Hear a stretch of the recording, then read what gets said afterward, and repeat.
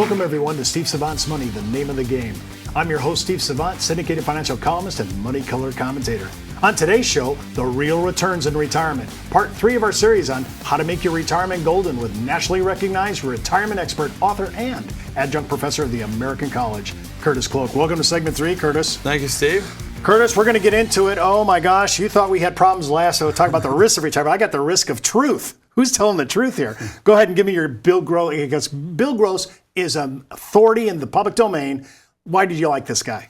Well, Bill Gross, he founded PEMCO funds many, many years ago, and he was considered by the entire industry worldwide as the bond guru of the world.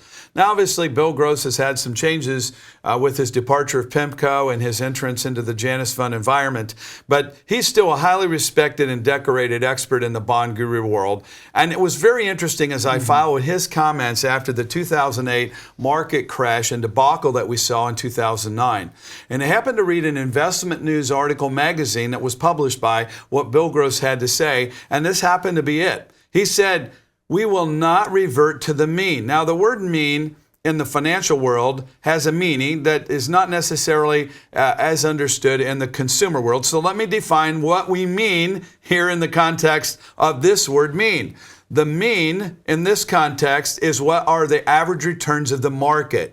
Predominantly, if we were to generally look at the market, everybody understands the S&P 500 generally is what we think of when thinking about average markets. So what's the average return, say, of the S&P 500 would be what we're talking about. And what he's saying here is that he believes over the next 30 years that we'll see that average return of what we've seen over the last 50 years with the 30-year and 20-year lookbacks. We'll see those average returns slightly go down 30 years from now doing a 30-year look back than what we've seen before. Back to the bridge, a hurricane came through, moved a whole river, renders the past on how we did things useless on how we do things going forward because we can't predict, we can't forecast, we can't believe the things that we believed before.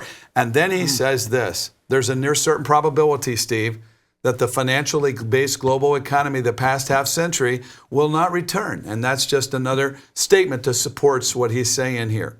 Are you saying the result of that will be these things, increased taxation, increased volatility, lower growth rates? No, in fact, it's the reverse. What he's saying is the reason he believes that are these 3 markers that are absolutely a reality of our economic climate in the U.S. Number 1, with people living longer, with Medicare being underfunded as badly as it is, with Social Security being underfunded, not as bad as Medicare, but still underfunded, with state pensions being underfunded, with all these things, with people living longer and making bad decisions with their money, not picking an advisor, trying to go it alone, making the mistakes themselves. All these things cause people to not necessarily run out of income because you're still going to have your Social Security. And if you were lucky enough to have a pension, as long as you picked a joint lifetime and one spouse is still alive, you might still have income, but you could literally run out of money without totally running out of income. The question then becomes,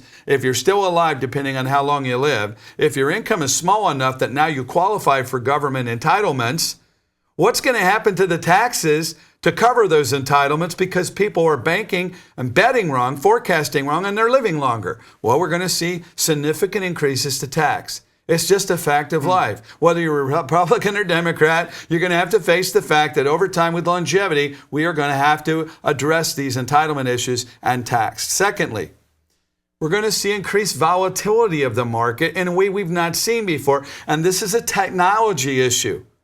A few years ago, there was something that was created by accident called the flash crash. Now, something caused the flash crash that the industry did not understand what it was. Took them 3 years to figure it out. Turns out it was a very smart computer geek that knew how to build an amazing, powerful algorithm with an amazing, powerful computer from his London apartment in his underwear. And he was creating a false Edo targeting specific stocks, where in a millisecond, he was creating a falsetto of trades that really weren't happening to create a stock price that would give him a favored discount over the stockholders that already own that stock, and he would buy at a discount illegally. And that caused on that day a flash crash. Nobody knew what what created it, and it took him 3 years to figure out who and what caused that, and they nailed it down to him in that apartment.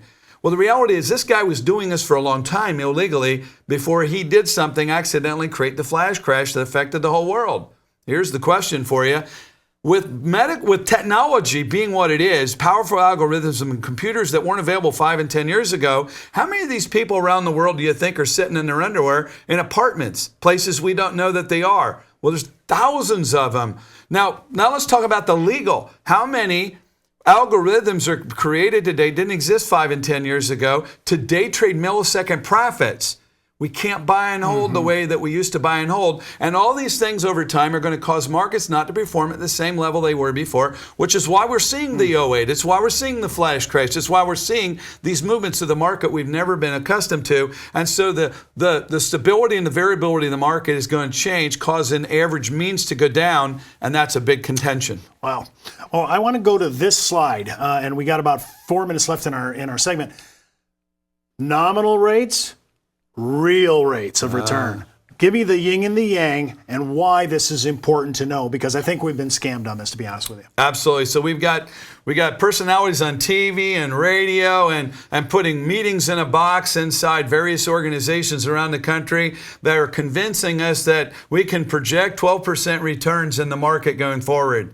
And I want you to see what we're actually talking about here. This is what those commentators are thinking about is this is an S&P 500 chart from 1984 to 2014. This is a 30-year look back of the markets.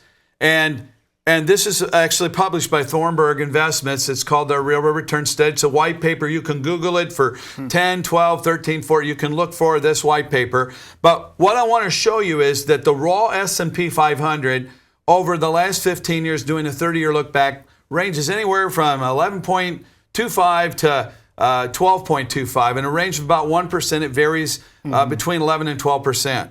But that's what the S&P does. That's not what the U.S. consumer experiences.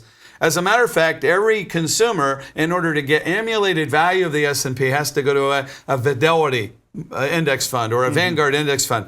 And you can't emulate on your own the S&P 500. You got to hire a manufacturer to do that. That's what Fidelity and Vanguard do. And those are low-cost passive funds. The reality is they don't do that for free. You know what they do? They do it for a fee. So what Thornburg has done is they said, what's the average fee of the U.S. consumer? What's the average taxes that we're paying on capital gains and dividends of the S&P 500? And when we put average inflation in over that period of time, when we look at that, our average returns aren't anywhere close to 12. The real returns are 6. And just as soon as I say 6, I'm going to tell you nobody got 6. Well, how can that be, Curtis? The chart says so. There's 3 things that have to be true for that 6 to be true. The first one is that's somebody putting a 100% deposit with no future deposits or withdrawals 30 years ahead of time. Well, how many people do you know that have all the money they need 30 years from now? I don't know anybody like that, right? And then if they did, they put it all in the S&P, no diversification. I don't know anybody like that. I wouldn't do that. And then no matter how bad the market gets, no matter how close to the finish line, you don't flinch. Well, I don't know anybody like that. So nobody's really going to get that 6 either. The number is much less than we perceive. And unfortunately, our forecasts are flawed because we have a perception that we're going to perform at a rate much higher than we're really going to perform. Have advisors, when you pick one, get an advisor that really understands what the real nominal returns are going to be for you and the forecast is applicable. Okay, well, and before we close it out, we have people that are banking on certain rates of return. Right now, even the 4% rule for income, I'm going to get income off my interest off my bonds, I'm going to get dividends off my stocks. We're not even getting 4% on that today. Correct. So how can we talk about numbers like this? Well, and we shouldn't. We need to understand. First, it's what I call blowing up the island of belief. Is we have to not tell them our opinion, but we have to give them facts about why our expectations and belief, because the hurricanes moved the roads leading to the bridge, and the river's not flowing under that bridge anymore. And we continue to believe the things that we thought from the past. And the third thing that Bill Gross talked about, we didn't mention a minute ago, was low growth rates.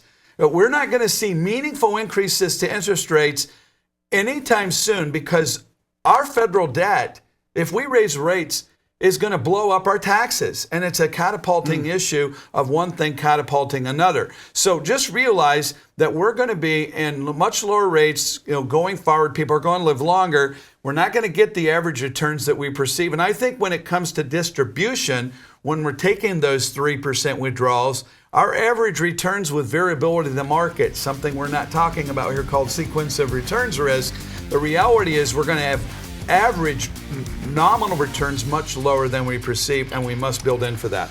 Well, don't forget to watch our next segment, The Emotion, Commotion, in Retirement, part 4 of our series on how to make your retirement golden. And keep in mind, before moving forward with any of the ideas on our show, always check with your tax consultant, legal counsel, or financial advisor.